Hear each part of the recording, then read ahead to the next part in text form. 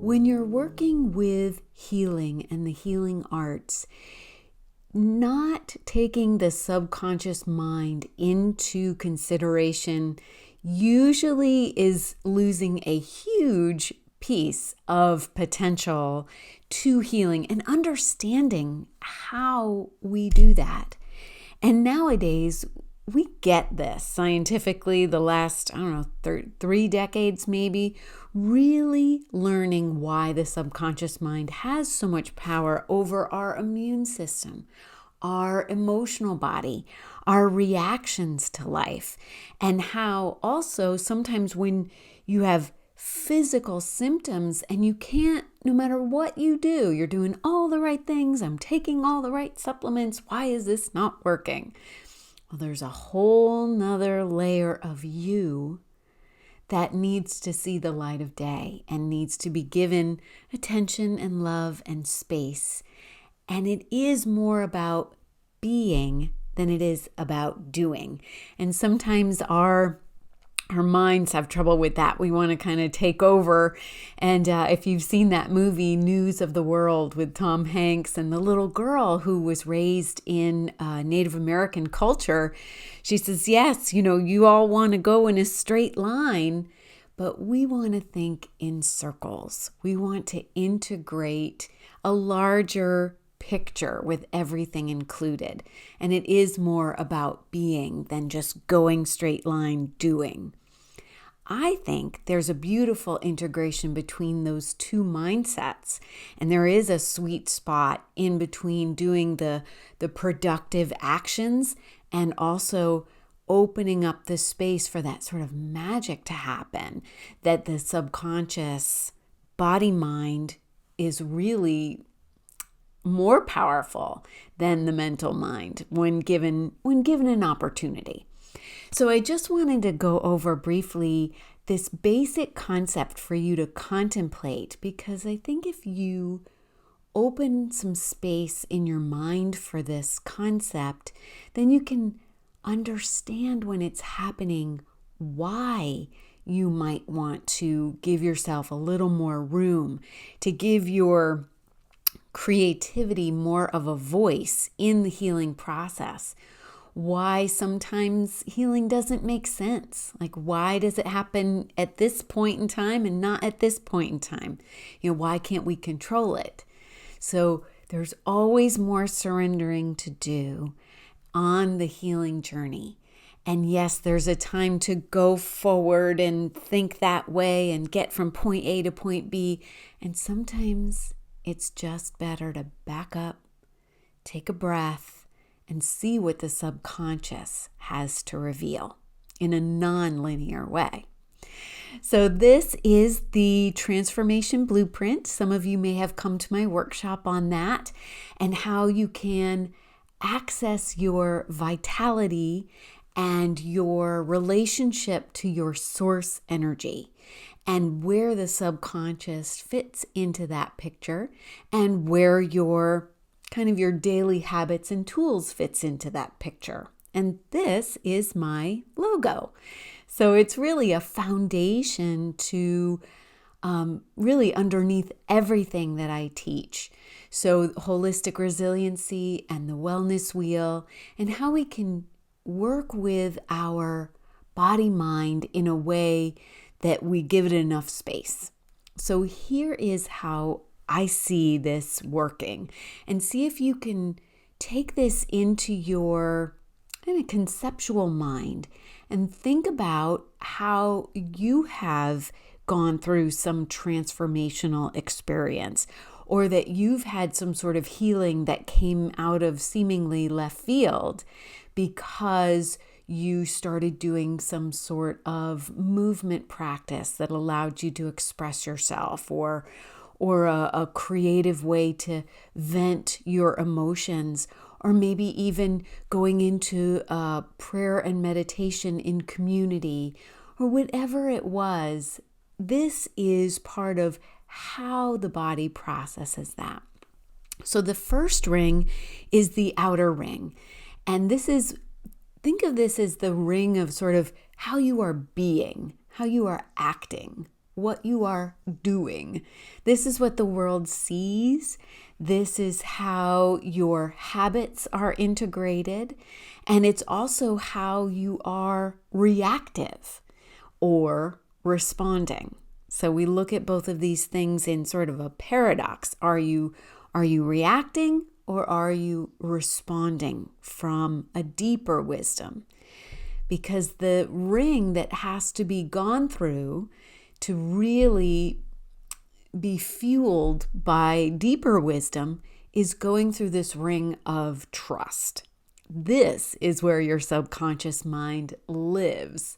So it informs the ring of being. And this trusting ring is where you have gathered all your perceptions and information for your whole life.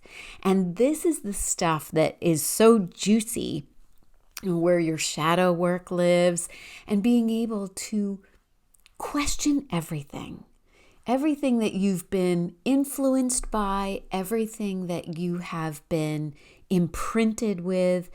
Is that true? So if I have a belief about something, which most cognitive therapy, talk therapy is about getting down to your core beliefs and shifting them gradually. And sometimes talking only doesn't get into these deeper tissues, these deeper subconscious beliefs. So working through this trust area is a lot of the work that I do. And then seeing how it shows up in your daily life as healing or as more symptoms, as being uncomfortable. Just kind of informs you which way you want to go and what needs to be revealed. Now, this deeper ring is the ring of knowing, right? This is your source access. And so I just want to be clear that this is always available to you. This is always there. So being able to recognize that that's there, sometimes our behaviors have to go through this ring of trust to even believe that that's there. So if you feel blocked from any kind of spiritual source, sometimes you have to go through some of these deeper beliefs. What ideas have I put on this source energy? Can I unpack those so that I can have clearer access through myself? I am the only one blocking it because it's always there. And the other thing is, as this source energy comes out into our behavior, it has to kind of go through our beliefs. I've talked about before, like, what are the voices in your head if you have a great idea or some sort of impulse or instinct to do something, and then you start chattering yourself away from doing it, talking yourself out of it. Who do you think you are? All that is happening in the trust ring. So when we want to implement a habit, sometimes this is the place that gets us tripped up. So when we are looking at integrating these three rings, there's so much beauty in the wisdom of how we are made. So when our bodies want to instinctively act, like there's a pathogen, something that is harmful to us in our environment, out there outside the ring of how our behavior is, and we can see it, that it's there and it's harmful, and our deep sense of knowing, our body automatically knows how to respond. It knows how to send out white blood cells or to make your body move in a certain way to protect you just instinctively. So your instincts are divine. It's just sometimes they can get twisted or over responsive and reactive because there's unprocessed information in the tissues. And so just by kind of understanding this concept, why your body sometimes doesn't react the way you think it should, there is either some old belief that is kind of blocking your divine instinct, or it is truly protecting you. Like really knowing how to follow and trust your pure instinct. And learning how to do that can help you in so many aspects of your life. But really think about how that can change your immune response primarily and your emotional stress, which informs your immune response. It's pretty deep and pretty powerful. And one other thing I wanted to share with you before I let you go, your ego lives in the ring of trust, right? Your ego is there to protect you. Everything that you have put into the ring of trust over your life is just trying to protect you. And so be kind when you look inward and when you start to look at the things that you believe and the things that are blocking you. And if you can't do a behavior that you know is good for you, be kind. Just know that there's I call it the washing the windshield, of the car. You got to wash the windshield of the car so that you can drive where you want to go.